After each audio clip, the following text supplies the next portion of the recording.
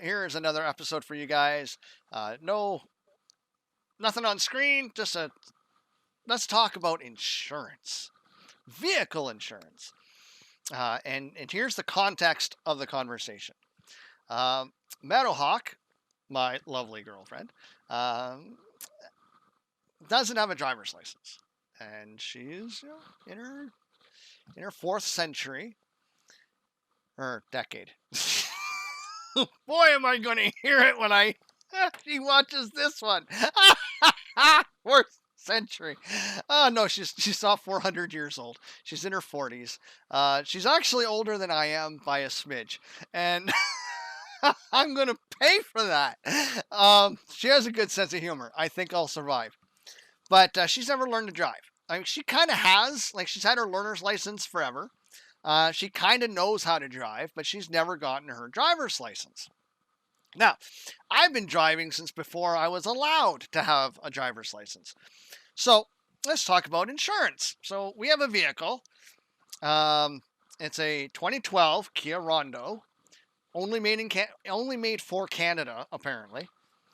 Anyways, so before that, I had a minivan. I had a Dodge Grand Caravan 2004. I was paying $735 a year for a commercial plate. So I use it for business. So I insure it commercially. The new car is insured commercially, and the insurance on it, because it's 8 years newer. So the insurance on that went. I had to pay $325 difference, which would make it about $1,100. And insurance is expected to go up when I have to repay for it here in June. I'm guessing I'm probably going to have to pay $1,200 to $1,300 for a year of insurance, commercial insurance. Now, I know all you young people out there are going, oh, I wish, right? But I have 10 years, absolutely clean driver's abstract, no speeding tickets, no demerits, lost, nothing, right? I clean slate. I don't drive like a grandma, but grandma would feel safe driving with me. When Meadowhawk gets her driver's license, I then have to put her name on the vehicle as an alternate driver. I will be the primary, she will be secondary. When that happens, the insurance on the vehicle will go to $2,800 a year. It will more than double. I find that somewhat ridiculous. Now, I understand, yes, new drivers, they tend to have more accidents. They tend to be more careless. Part of that's maturity or a lack of it. I'll be honest, when I look around and see who's talking on their cell phone, if I'm not doing it, it is older men, and girls, women of all ages, right?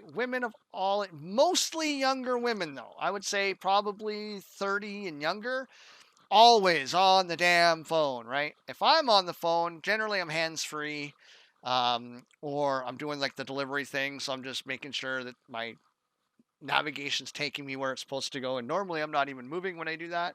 I try not to text and drive. Sometimes I will, rarely, but most of the time I do speech to text. So the only thing I'm doing is reaching out, hitting the little microphone button, and then talking. And in some cases, I'm trying to proofread because for whatever reason, my speech to talk on my phone doesn't understand English at all. Oh, but I can talk with an accent and it understands everything I say. I don't know why. Probably because it's like a Korean-made phone or some jazz like that. Core Code says, I used to never use my phone while driving ever. Then I met my girlfriend who did it all the time and caught the bad habit. Because it's women that do it all the time. Again, the majority younger women. With men, I see mostly, if they're not like teenage, early 20s, I find it's the men that are like 50 years old, and older. I'm not 50 yet, but or like in around my age. And then of course you have old people who, they can't drive very well regardless, right?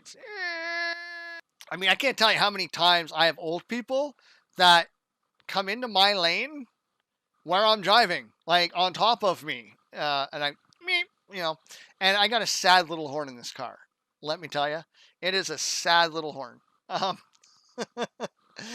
But anyway, so I just, what is up with vehicle insurance? It's insane that it more than doubles. I mean, I understand. I'm a really good driver, and you would think that because she drives with me and I'm part of her teaching staff, because she's taking driver training as well. Which I remember a time tangent.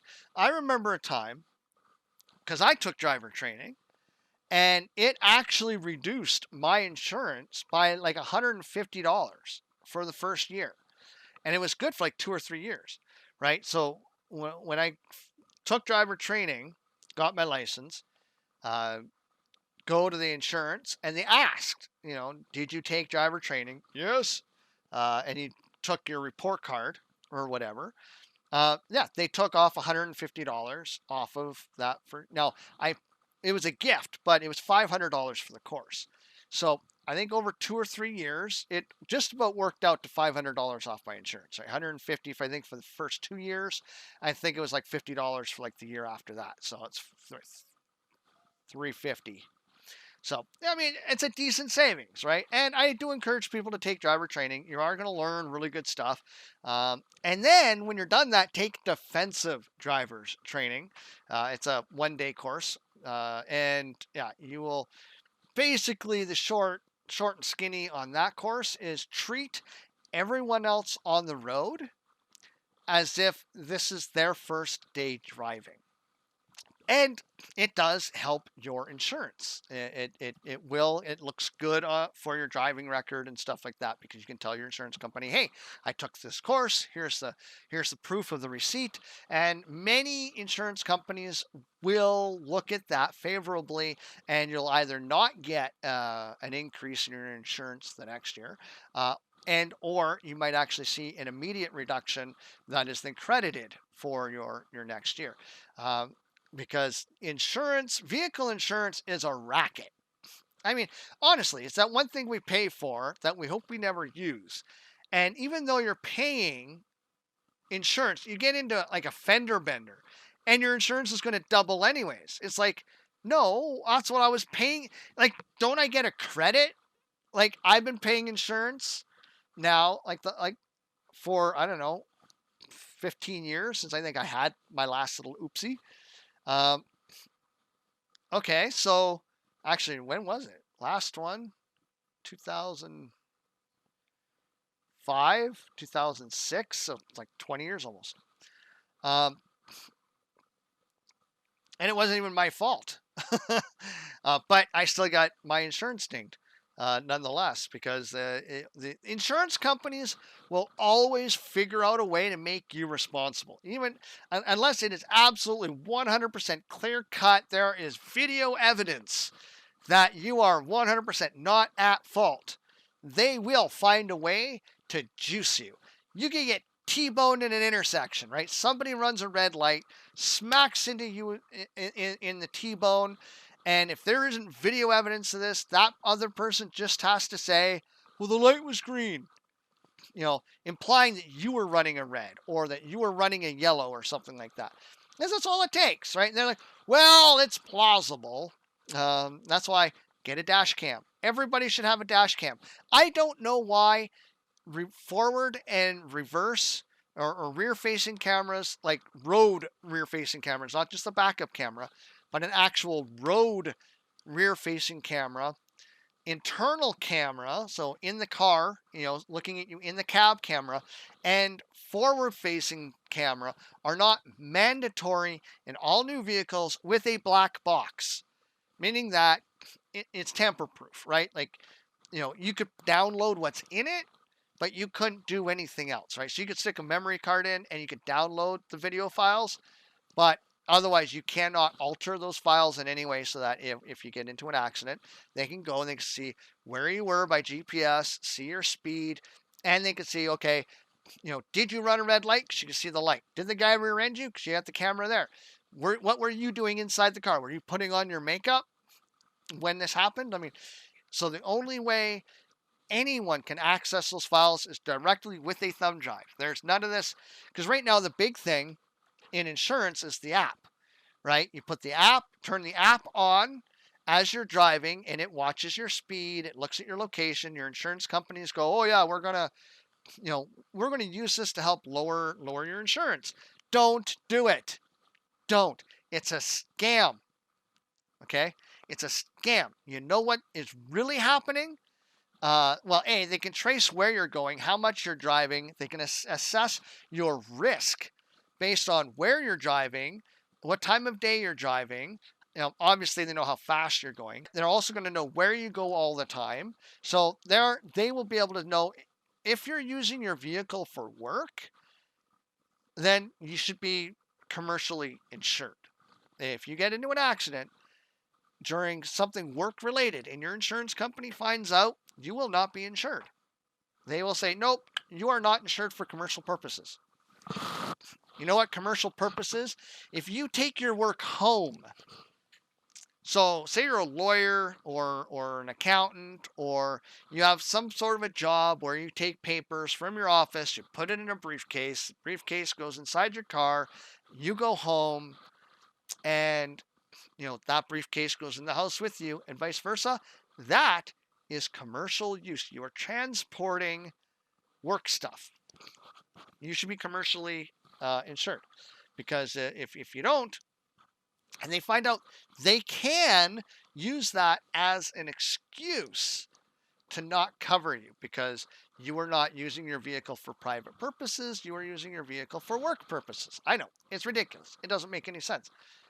That's the racket that is insurance. Okay, like I said, vehicle insurance is, in my opinion, it's a scam. I understand why it's there. I think it's a good thing. But that being said, I mean, like I said, I've been paying insurance now for almost 20 years without any incident.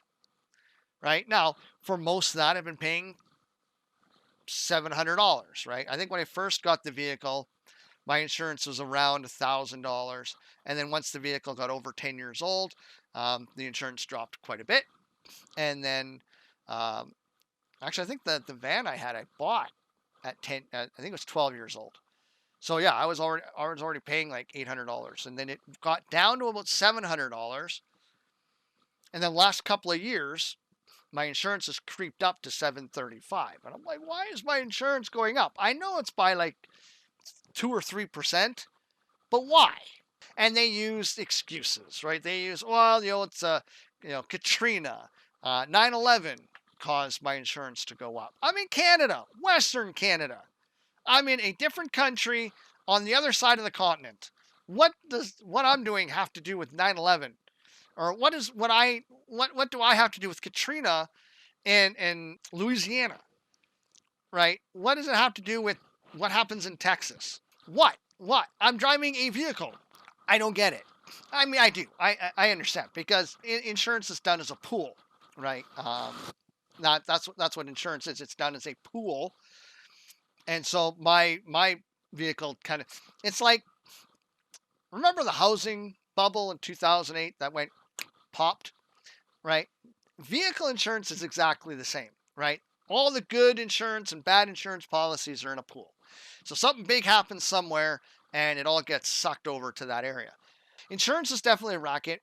I don't completely understand why my insurance is going to more than double when Hawk gets her driver's license, because she's still not going to drive as often as I am.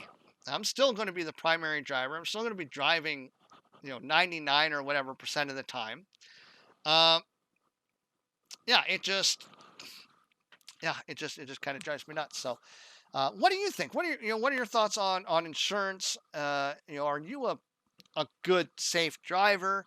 And when was the last time you had an accident? Don't admit it publicly, just in case your insurance doesn't know about it. You don't want that coming back to bite you. But are you one of those people like me that's been paying insurance for many, many years? You've seen it either plateau or increase, despite the fact that you are a safe driver, no tickets, no accidents, or anything of the sort.